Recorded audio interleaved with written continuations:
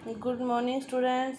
Class 7 subject science और lesson है जो 11। इसका एक पार्ट पहले कर चुके हैं, तो दूसरा पार्ट अपने अब करते हैं। तो क्रियाकलाप पे अपने छोड़ा था, इसको धमनी और शिराएं करके कि 11 पॉइंट जो एक क्रियाकलाप है ये अपने करना था। तो इसमें क्या दे रखा है कि आपने दाहिने हाथ की मध्य और तर्जनी उंगली को अपनी बाईं कलाई के भीतरी भाग पर इस प्रकार रखिए। तो क्या आपको कोई स्पंदन की जो गति है यहाँ पर इस प्रकार जब रखोगे तो महसूस होती है। तो ये स्पंदन क्या है? नाड़ी स्पंद कहलाता है। इस प्रकार यह स्पंदन क्या कहलाता है? नाड़ी स्पंदन कहलाता है। और यह धमनियों में प्रवाहित हो रहे रक्त के कारण होता है। जो रक्त अपने धमनियों में प्रवाहित हो रहा है उसके कारण यह होता है। तो आप देख सकते हो इस प्रकार चेक करके कि 1 मिनट में कितनी बार स्पंदन होता है। 1 मिनट में जो औसतन व्यक्ति है, सामान्य वयस्क व्यक्ति है, उसमें यह 72 से 80 स्पंदन प्रति मिनट होती है। अपने शरीर में अन्य ऐसे भागों का पता लगा सकते हैं, यहाँ पर नाड़ी का स्पंदन को अनुभव कर सकती है। इस प्रकार आप इस सारणी को पूरा कर सकते हो। अपनी क्लास का, अपने घर के सभी का चेक करके उसका नाम लिखकर उनकी स्पंदन दर किसकी कितनी है उनको लिखकर आप इसको पूरा कर सकते हो। इसके बाद देखो कि वे रक्त वाहिनियाँ, ये तो अपने कर लिया वैसे तो, कि जो कार्बन डाइऑक्साइड समृद्ध मतलब अशुद्ध रक्त को, CO2 सहित युक्त रक्त को शरीर के सभी भागों से वापिस हृदय में लेके आती है, वे क्या कहलाती है? शिराएं कहलाती है। जो शुद्ध रक्त को लेके आती है वो क्या कहलाती है? धमनियाँ। और जो अशुद्ध रक्त को लेके आती है वो क्या कहलाती है? शिराएं कहलाती है। क्या आपको धमनियाँ अन्य छोटी छोटी वाहिनियों में विभाजित होते दिखाई देती है? ऊतकों में पहुंचकर वे पुनः अत्यधिक पतली नलिकाओं में विभाजित हो जाती है। उन्हें क्या कहते हैं? केशिकाएं कहते हैं। पुनः जो छोटे भागों में विभाजित हो जाती है उन्हें क्या कहते हैं? उन्हें केशिकाएं कहते हैं। ये केशिकाएं पुनः मिलकर शिराओं को बनाती है जो रक्त को हृदय में ले जाती है। ये जो केशिकाएं हैं वो पुनः मिलकर शिराओं को बनाती है और शिराएं फिर क्या करती है? जो कार्बन डाइऑक्साइड सहित समृद्ध रक्त को क्या करती है? वापिस फेफड़ों तक लेके आती है। यही कार्य बार बार, यही चक्कर बार बार चलता रहता है। इसके बाद देखो रक्तदान के बारे में क्या दे रखा है कि रक्त की अनुपलब्धता के कारण सैकड़ों लोग अपनी जान गंवा देते हैं। स्वेच्छा से जो किया गया दान, रक्तदान हानि रहित व दर्द रहित होता है। इसमें कोई भी हानि नहीं होती, न कोई दर्द होता। कई बार लोगों को थोड़े से रक्त की जरूरत होती है, लेकिन उनके ग्रुप का रक्त न मिलने के कारण उनकी जान तक चली जाती है। तो रक्तदान अस्पतालों में सरकार द्वारा जो अधिकृत जगहों पर भी ही किया जाना चाहिए। कि जो कई अस्पताल हैं जहाँ सरकार कई बार रक्तदान के जो कैंप लगाती है, उसी ब्लड बैंकों में उस दान किया गया जो रक्त है फिर वो ब्लड बैंकों में विशेष देखभाल से रखा जाता है। इसके बाद देखो हृदय क्या है? वह अंग है जो रक्त द्वारा पदार्थों के परिवहन के पंप के रूप में हमेशा कार्य करता रहता है, निरंतर धड़कता रहता है, बिना रुके निरंतर यह धड़कता रहता है। अपने किसी भी एक ऐसे पंप की तुलना नहीं कर सकते जो काफ़ी वर्षों तक, काफ़ी सालों तक बिना रुके कार्य करे।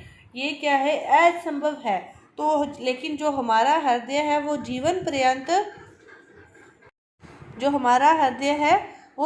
पर्यंत बिना रुके रक्त को पंप करने का जो कार्य है वो करता रहता है। हमारा जो हृदय है वो वक्ष गुहा में स्थित होता है। कहाँ स्थित होता है? वक्ष गुहा में स्थित होता है। और इसका जो निचला सिरा है वो थोड़ा बाईं ओर झुका होता है। आप अपने हाथ की जो मुट्ठी है उंगलियों के सहित अच्छी तरह से बंद कर लो तो उसी के आकार का आपका जो हृदय है वो होता है। हृदय की जो माप है वो हमारी मुट्ठी के बराबर की है। और हृदय में क्या होते हैं कि जो कार्बन डाइऑक्साइड युक्त रक्त है और ऑक्सीजन युक्त रक्त है, दोनों को इकट्ठा कभी भी नहीं मिलने दिया जाता। इसके लिए इसी प्रकार की जो है वो हमारे हृदय की संरचना बनी हुई है। हृदय को 4 कक्षों में बांटा गया है, 2 ऊपर 2 नीचे।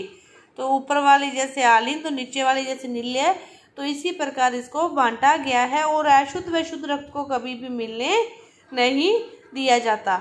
यदि वो मिल जाए तो उसकी अपनी कल्पना नहीं कर सकते। तो ऊपर के दोनों अक्ष क्या कहलाते हैं? आलिंद कहलाते हैं। और निचले दोनों कक्ष क्या कहलाते हैं? नील्य कहलाते हैं। इनके बीच एक दीवार के द्वारा विभाजन किया जाता है कि जो ऑक्सीजन युक्त रक्त है और जो कार्बन डाइऑक्साइड युक्त रक्त है वो दोनों आपस में कभी भी मिले ना। तो हमारा जो परिसंचन तंत्र है वो कैसा परिसंचन तंत्र है? बंद परिसंचन तंत्र है। इसे बंद परिसंचन तंत्र क्यों कहते हैं? क्योंकि जो रक्त है वो धमनी व शिराओं के अंदर ही बहता है, ये खुले में प्रवाह इसका नहीं होता। तो इसीलिए इसे क्या कहते हैं? बंद परिसंचन तंत्र कहते हैं। हृदय, नील्य सब हो गया। इसके बाद देखो, इस पूरी चीज़ को आप समझो कि हमारा जो कार्य है वो कैसे होता है। कि जो अशुद्ध रक्त है वो महाशिरा से, मतलब शिराओं से ही तो अशुद्ध रक्त इकट्ठा होता है।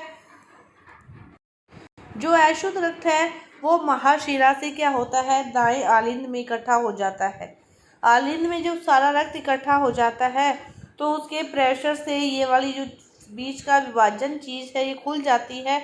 और यहाँ से जो रक्त है, अशुद्ध रक्त, वो कहाँ जाता है? दाएं नील्य में आ जाता है।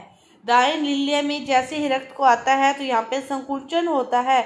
और उस संकुचन के थ्रू ये जो रक्त है वो ऊपर की ओर जाकर इस फुफ्फुस धमनी से वो हमारे फेफड़ों में चला जाता है। और अपने शरीर में ऑक्सीकरण की, श्वसन की जो क्रिया निरंतर चलती रहती है, उसी के द्वारा वो रक्त क्या हो जाता है? शुद्ध हो जाता है। शुद्ध होने के बाद वो फुफ्फुस शिरा से बाएं आलिंद में आता है। बाएं आलिंद में कहाँ से? फुफ्फुस शिरा से। और फिर बाएं आलिंद के बाद वो बाएं नील्य में, और बाएं नील्य के बाद वो महाधमनी में, और महाधमनी से शरीर के सभी भागों तक वह रक्त पहुंचता है।